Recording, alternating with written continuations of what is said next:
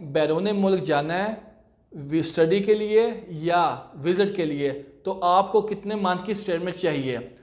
अगर आपने स्टडी के लिए बैरून मुल्क जाना है तो आपको मिनिमम 6 मंथ की स्टेटमेंट चाहिए होती है।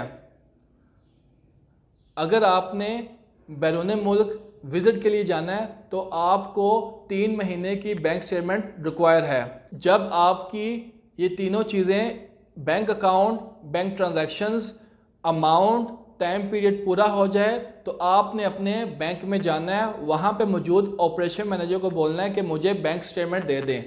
वो आपको बैंक स्टेटमेंट प्रोवाइड कर देगा। इसके साथ एक और ज़रूरी बात, जब भी आपने बैंक स्टेटमेंट लेनी है तो आपने अपने बैंक वालों को बोलना है कि आपको मेंटेनेंस सर्टिफिकेट भी दें, क्योंकि जब भी आपने एम्बेसी में बैंक स्टेटमेंट जमा करवानी है तो साथ साथ वो आपसे मेंटेनेंस सर्टिफिकेट भी रिक्वायर करते हैं।